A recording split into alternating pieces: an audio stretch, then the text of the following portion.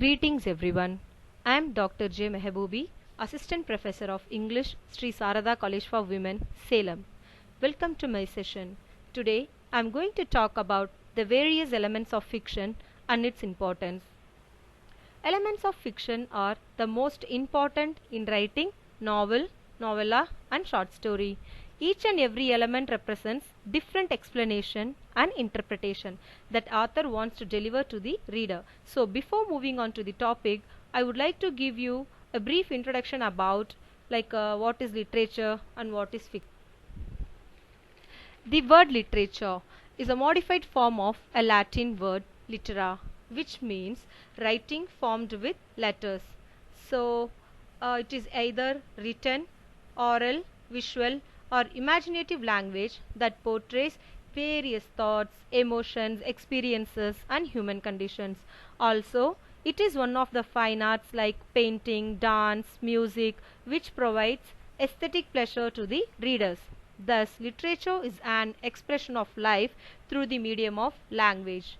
And also it differs from other written works by only only one additional trait, that is we call it as aesthetic beauty. Suppose if a written work lacks aesthetic beauty and serves only utilitarian purpose, then it is not literature. Here we have a quote given by Ezra Pound about literature. According to Ezra Pound, great literature is simply language charged with meaning to the utmost possible degree. And according to Matthew Arnold, he defined literature as a criticism of life. Thus, a proper study of literature involves the study of its history, the biography of the author, ethos of the age and society in which it is produced. I hope we understood what is literature now and some famous quotes from various authors. So let's move on to the next slide, fiction and its definition. Yes, the term fiction is originated from a Latin word fetus, which means to make or to mold. So it is any form of imagined and invented literary composition. If we take in a narrow sense, fiction denotes only narratives that are written in prose dealing with events or information that are not factual but imaginary. Also, fiction contrasts with non-fiction, which deals exclusively with factual events, descriptions, observations and so on. The more interesting thing about fiction is it helps us to see ourselves and our world in new and interesting ways. Yes, here we have three main types of fiction. They are short story, novella and the novel. Also here we have a quote by Bacon. According to him, truth is so hard-held, it sometimes needs fiction to make it plausible. Therefore, fiction is untrue in the absolute sense, but true in the universal sense. Okay. Let's move on to the next slide, various elements of fiction. Under the elements of fiction, we have character, theme, plot, point of view, setting, style and tone. So here, if we take elements of fiction, every story or narrative has basic essential elements because it builds the edifice. So let's take a closer look at each of them. The first and foremost element is character. Yes, it is one of the essential element because character is the mental, emotional and social qualities to distinguish one entity from another, that is people, animals and so on. Characterization, it is a process by which fictional characters are presented and developed. As we all know, characters are the main actors within a work of fiction that carry out the story. There are various types of characters. They are flat, round, static, dynamic, stock characters and so on. So now let's look into the flat character. So what is flat character? Flat character which is not central to the story. Round character is fully developed character. Static character, they do not change during the story. Dynamic, they are developing character and center of the action. Stock, it's a borrowed personage and archetype. So these are the various types of characters. Also, we have two meanings for the word character. They are the person in a work of fiction and the characteristics of a person, that is the qualities of a person. So people in a work of fiction can be protagonist and antagonist. So who is protagonist? Protagonist is the main character of the story that is most central to the action of the story. For example, if we take Harry Potter series, Harry Potter is the protagonist and principal figure in the story. Next is antagonist. Who is antagonist? The person or thing working against the protagonist or hero in the story. Like that is the character with whom the protagonist is engaged in a struggle. The characteristics of a person can be revealed through their physical appearance, maybe what they think, they feel, they dream, and what they do and they doesn't do, what they say about them, and how they treat others, how they react with others, etc. So character is one of the most element and essential element in any fiction. Okay, now let's move on to the second element, theme. Okay, if you see theme is the crux of the matter that the author wants to explain through the events. It is the principal idea because the entire story of the novel revolves around one main idea, and the author's purpose is always to make the readers aware of his or her main idea. So without having a clear idea in your mind, you won't be able to compose a stunning novel. So every novel and every story has a theme which the author would like to elucidate. For example, in Charles Dickens' Great Expectations, the novelist wants to prove that money is nothing in comparison with love. If we take another example, yes, Harry Potter series. The antagonist, the Voldemort, doesn't love anybody, while the protagonist, Harry, is protected by the love of his family and friends. Thus, the power of love is a major theme in the series, because theme is what your story is really about, because the story's title usually emphasizes what the author is saying. Also, various figures of speech may be utilized to highlight the theme. Okay.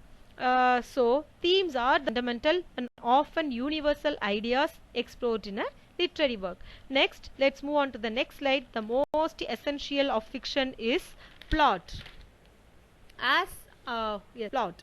Okay, as outlined by Aristotle, plot is the arrangement of incidents. Okay. What is plot? Plot is a story or the foundation of the novel. It's like a pillar of the building. Yes, in case if we remove the pillar, what happens? The whole building will certainly collapse. The same way, within a plot, the structure of a novel is impossible. So, plot is like a blueprint. Okay, the plot is a planned logical series of events because it has, like, plot includes beginning, middle and end, and how the author arranged the events to develop the basic idea, like, it is a sequence of events in fiction. The plot is the series of events and actions that occur in a story.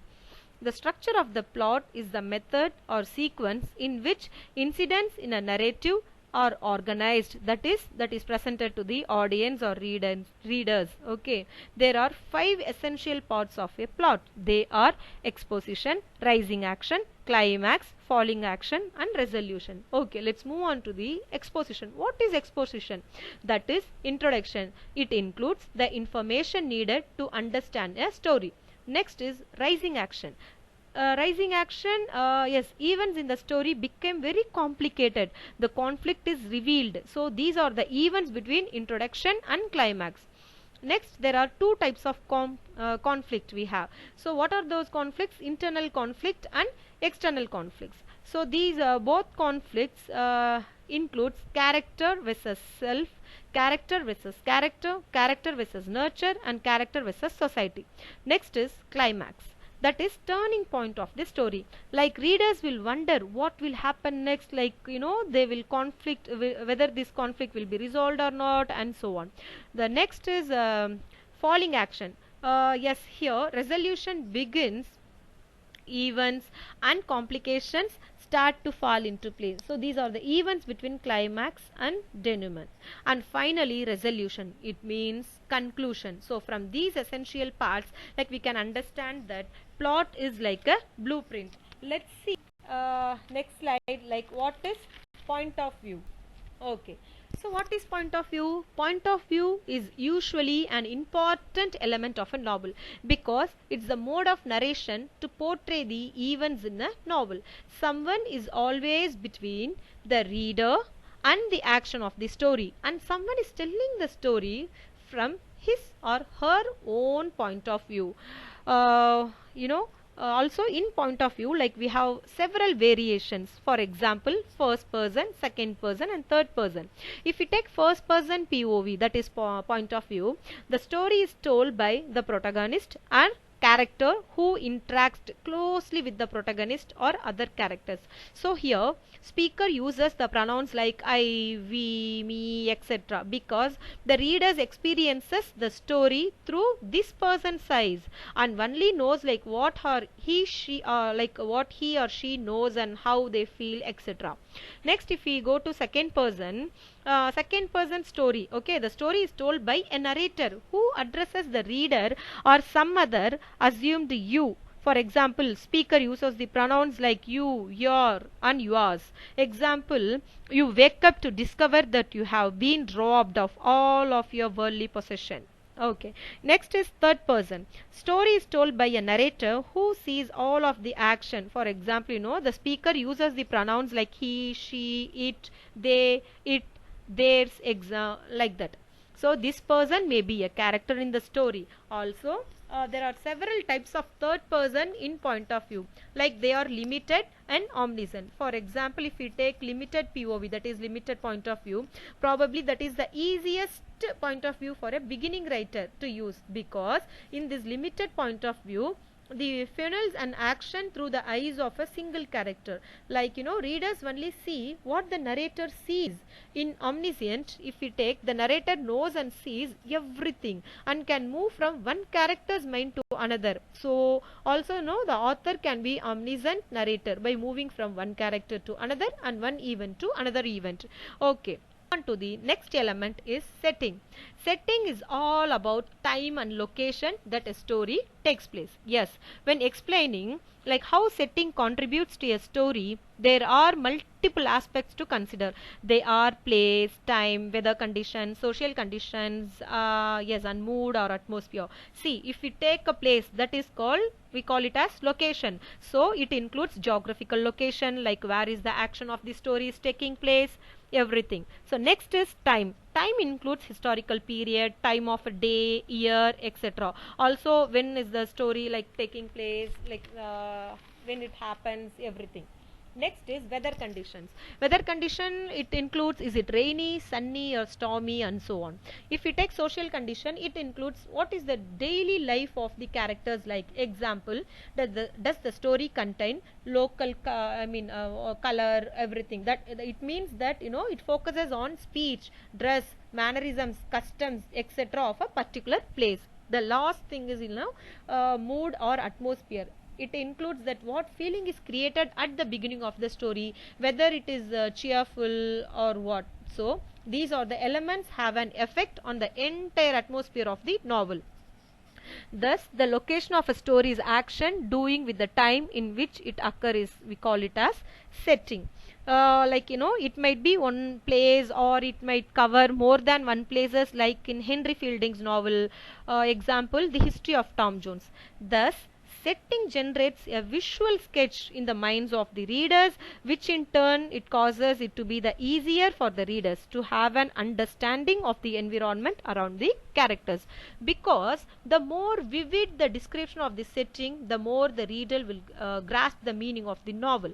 So according to me, setting is the most important element, and the last element is style and tone. Okay, tone is the narrator's attitude towards his subject and audience, because narrator's tone may show admiration for the subject or a character. It may be demonstrated by direct comment or by characterization or by choice of words, symbols, or other literary devices. Because tone helps the author to evoke emotion. If you are writing a thriller, you might want to go for a scary and suspectful tone. For example, also if you are writing a romantic comedy, you might lean towards a lighter or more humorous tone, because story can vary their tones on a scene level. Even a thriller should have a light-hearted scenes, and romantic comedy should have a serious scenes, because tone is the emotional coloring or the emotional meaning of the work and provides an extremely important contribution to the full meaning. Thus, tone is the author's implicit attitude towards the reader, subject, people, places, and events in a work as revealed by the elements of the author's style. Finally, style. So what is style? This is the last element. So style refers to the qualities that distinguish the works of one author from another's, including diction, sentence, syntax, language, dialogue, imagery, allegory, symbols, and motifs, because it refers to the individual traits or characteristics of a piece of writing. It is a writer's particular way of writing words that readers recognize.